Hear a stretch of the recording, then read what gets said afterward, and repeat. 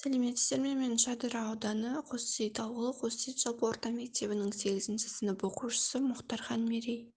Менің бүгінгі қорғайтын тақырыбым мені қоршаған әлем ғажайып әлем тақырыбында болмақ.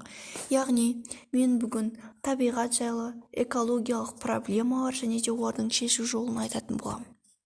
Жалпы табиғат ол кез келген тіршілік көзінің алтын дүние бесігі, бар байлығы, қазынасы десек те болады. Адам да сол сияқты табиғаттың бір бөлшегі. Адамның табиғатсыз күні жоқ, табиғаттың оны айтар тілі жоқ. Дана халқымызда ежелден жер ана деген негіз ұғым қалыптасқан. Бұл дегеніміз жерді анасындай құрметтеу, қастерлеу, сонау ата қостаған салтымыз екенін көрсетеді. Дегенмен де қазіргі таңда адамдар осы табиғатқа кері әсерін тигізіп жатыр. Яғни экологияның нашарлауына өз үлестерін қосуда. Жалпы ауа, су, жер, жалпы бізді қоршаған орта қазіргі таңда апатты жағдайда деп бағаланып отыр. Яғни жер планетамыз экологиялық дағдарысты өзінің басынан кешіруде. Ал біз осының ішінде өзіміздің еліміздің экологиялық проблемаларын айта кетсек. Жалпы Қазақстандағы экологиялық проблемалар олар өндіріс орындарының көбеюі, яғни мыс, мырыш, қорғасын сияқты зауыттардың көбеюі, өндіріс орындарының өсуі және де 20 миллиард тонна қалдықтың қалуы.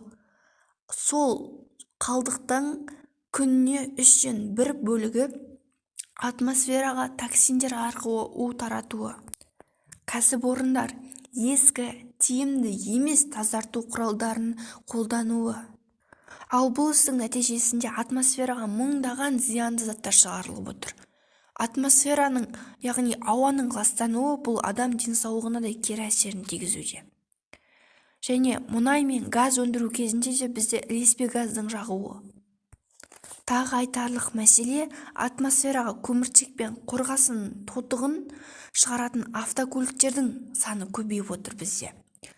Ал оларды пайдалану кезінде сапасы төмен жанармай құйылған жағдайда олар газдарды тазартатын сүзгілерді қолданбауы. Ал енді су ресурстарына тоқтала кетсек.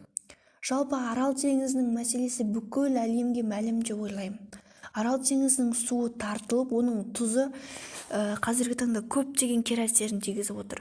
Және де Каспий теңізі қазіргі кезде өзін-өзі тазарту қасиетінен айырылып отыр.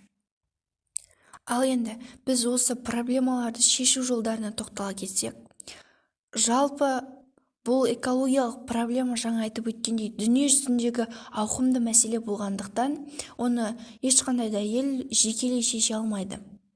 Дегенмен де біз өзіміздің елдегі проблемаларды шешу жолдарын қарастырып өтейік. Ең алдымен пайдалы қазбаларды өндіретін және де өңдейтін орындарды азайту немесе оларға сүзгілер қолдану. Және қалып жатқан қоқыстарды, қалдықтарды бекерге тастамай, қайта өңдеуге жіберу.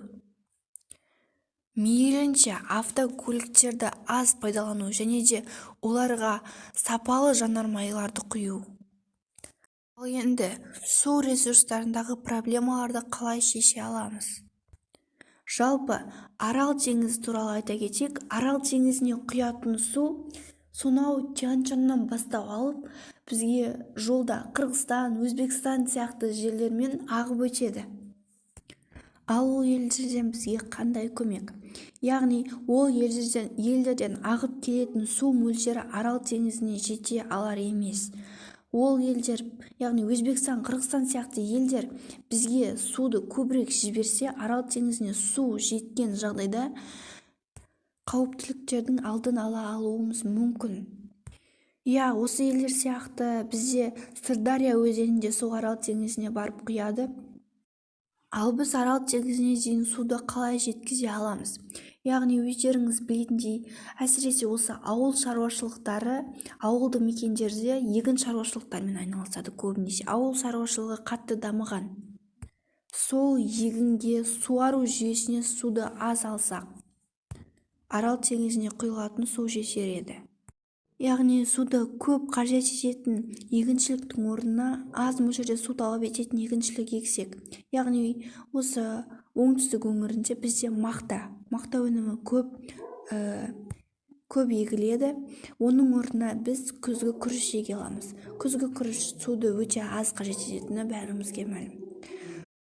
Жалпы деректер бойынша республикадан 10 миллион гектар жерге суару үшін су қоры жеткілікті болар еді, яғни жоспар бойынша суа еді. Дегенмен ол іс жүзінде 50-60 миллионға дейін жетті. Сонымен қатар біз көгалдандырумен де айналыссақ, көгалдандыруды қолға алсақ, жалпы Қазақстанда бос жатқан жерлер көп, сол жерлерді көгалдандырсақ, әрине мен барлық жерді демеймін, өйткені жерді көп жырта беру, яғни жерді қайта қаза беру, ол да жерді бір эрозияға ұшыратады. Ол эрозияның да алдын алу үшін біз белгілі бір аумақта егіншілік егуіміз керек, көгалдандыруымыз керек, ағаштар егуіміз керек. Және де менің әрине өз ойым осы қалаларда көреміз, әр жерлерде плакаттар ілініп тұрады. Дегенмен де менің ойымша ол плакаттардың аса бір пайдасы болып жатыр деп ойламаймын. Яғни бұл істі заң жүзінде қолға алу керек, жерге қоқыс тастамау керек. Осы проблемалар заң жүзінде қатаңырақ қарасақ, яғни қоқыс тастаған жағдайда төленетін айыппұл мөлшерін көтерсек. Және де көріп жатамыз ғой, кез келген жаңалық арналарында мысалы бір қылмыскерді көрсетіп жатады, осындай бір қылмыспен айыпталып отыр деп. Бірақ мен көрген емеспін осы кісі қоқыс тастаған үшін айыпталып отыр деп. Міне осы халыққа көрсету керек деп ойлаймын. Осындай заңның бар екенін, экологиялық жағдайдың нашарлап жатқанын халыққа көрсету керек деп ойлаймын.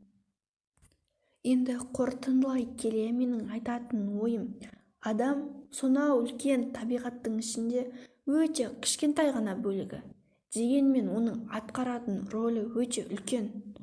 Жалпы осы экологиялық проблемаларды жақсартуда, керісінше нашарлатуда адамға тікелей байланысты деп ойлаймын. Және әр қайсыңызды осы экологиялық проблемалармен күресуге шақырамын. Назарларыңызға рахмет.